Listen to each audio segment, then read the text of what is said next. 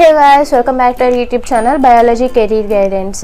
In this video, we're gonna discuss about the MSc Molecular Microbiology previous year questions that were asked in Hyderabad Central University Common Entrance Test, University of Hyderabad. So this video will be completely in English. This is dedicated for few people who are asking me English. So that's why I have made this video completely in English. This particular video is already available in Telugu in the channel. If you want to watch this particular video in Telugu, I will place the link in the description box. You can go and watch the video in Telugu, or else if you are comfortable with English, you can continue watching this particular thing. Okay, let's get started.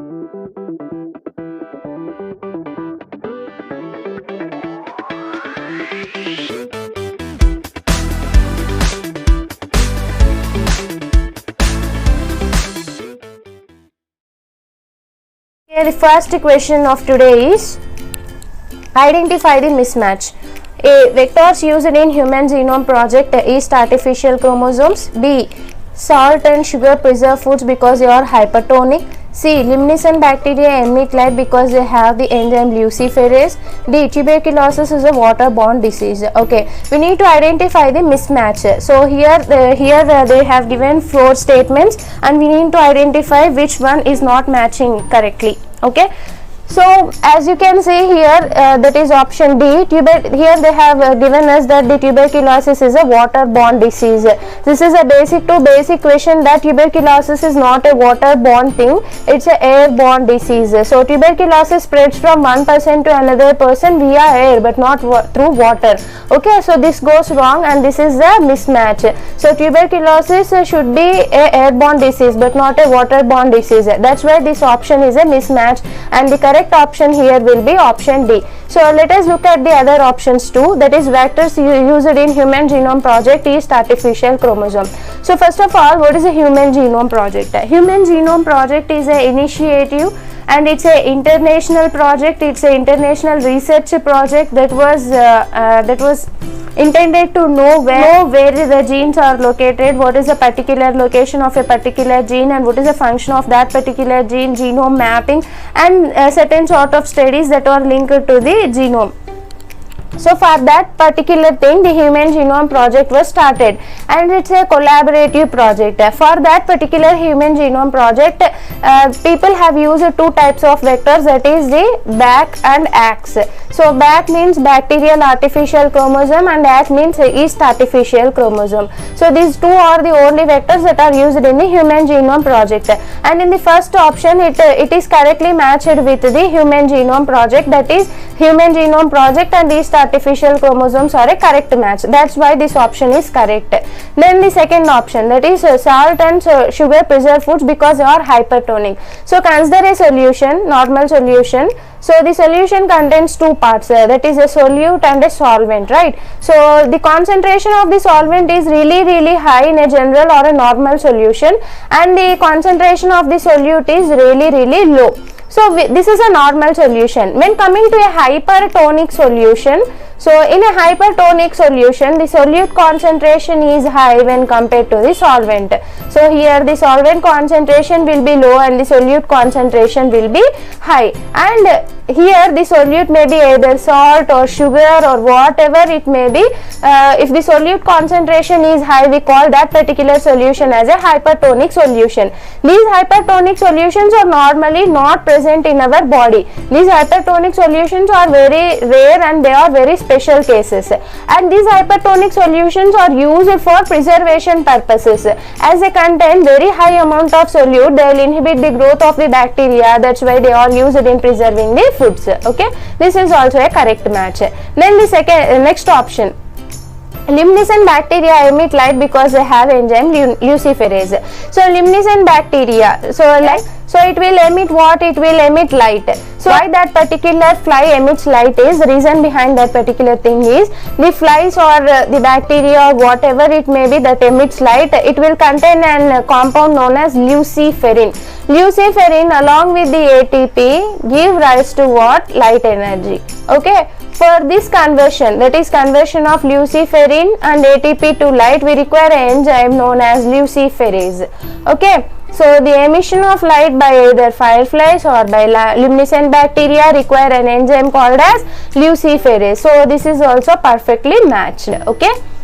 So here the wrong match will be option D. That's why the correct option here will be option D. So these are the points to remember that we have discussed already. Okay. Next question. Second law of thermodynamics says no operator can operate in such a way that its only effect is to convert heat absorbed by a system completely into dash. Okay, energy added to the system, work done by the system, work done on the system, energy removed from the system. So basically in this question they have given the second law of thermodynamics, and they have left some part of this definition blank. So we need to fill that particular blank. For that we need to know the definition of the whole second law. So the correct option, this is a memory based question, and the correct option here will be option D, that is work done by the system. So let us look at all the three laws of thermodynamics so that you will get to answer different questions on these different laws of thermodynamics. Okay. So in the first law of thermodynamics, what is the first law of thermodynamics states? First law of thermodynamics states that energy can neither be created. So energy can neither be created nor be destroyed. So we cannot synthesize the energy. Okay, we cannot create energy, or we cannot destroy it. We cannot eliminate it, or we cannot destroy it, but it can take one form to another form. So energy can neither be created nor be destroyed, but it can be converted from one form to another form, like electrical energy to sound energy. So like that the energy will convert from one form to another form, but will never be created nor be destroyed. Okay. Then the second law of thermodynamics. Second law of thermodynamics states that if the energy is converted from one form to another form, think that this is one form and this is the second form. So if energy is converted from one form to another form, lot of energy is wasted. Okay, so much amount of energy is wasted in the form of entropy, and this will increase the disorderness of that particular system. Okay, so wasted energy will increase the entropy of this particular system, and the entropy will forever be increasing in its state. Okay, so always a system will move to the more disordered state. So disorderness of a system is known as entropy. Then the third law of thermodynamics. The third law of thermodynamics states that the entropy will reach a constant value, or the entropy will attain a constant value when the temperature reaches the absolute zero. Are the three laws of thermodynamics. Okay, moving on to the next question. The following are some of the commonly used biochemical tests in microbiology. Identify the mismatch from the following. Okay, here they have given few tests and their result or their principle that is involved. Okay, let's look into the options. A. Nestle's reagent test, ammonification, nitrate broth. Iodine reagent test, starch hydrolysis, starch agar. Phenol red test, acid production, phenol red malate broth. Rose indole test, indole production, sim agar. Okay, so first of all look at option A. Nestle's reagent test, ammonification, nitrate broth. Both the nitrate broth and the Nestle's reagent test, both are used to identify whether the bacteria has produced the ammonia or not, whether the bacteria has undergone ammonification process or not. So this will be a correct match. Then the iodine reagent test, the starch hydrolysis. So we will come to know whether the starch is hydrolyzed by the bacteria or not by doing the iodine reagent test or by performing the starch agar test. Okay, this is also a correct option. Then phenol red test, acid production. So in phenol red test, acid production, we will measure the whether the microorganism has produced the acid or not by phenol red test. This option is correct until here, but it will not go correct after this, because the phenol red malate broth is not used for the identification of acid. Phenol red malate broth is used to identify or used to know whether the microorganism has utilized maltose or not. but not the acid. Okay, then Rose-Indol test. In the Rose-Indol test, will test whether the microorganism has utilized the tryptophan amino acid and has produced indole or not. So some microorganisms have the capacity to utilize tryptophan and produce indole. So that particular indole presence is determined by the Rose-Indol test and Sim-Magar test. So this also correct. This is also a correct option. So here the wrong mismatch here will be option C. The correct option here is, or the correct answer here is option C.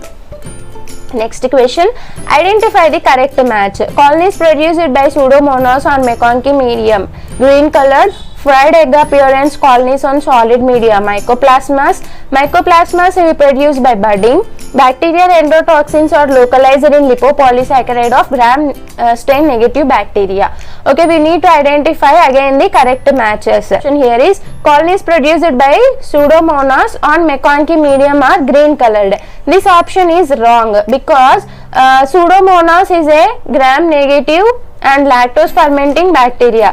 So McConkey agar media is a selective media and it will promote the growth of gram negative bacteria while inhibiting the growth of gram positive bacteria. Okay, Pseudomonas will produce pink color colonies on the McConkey agar media, not the green colored colonies.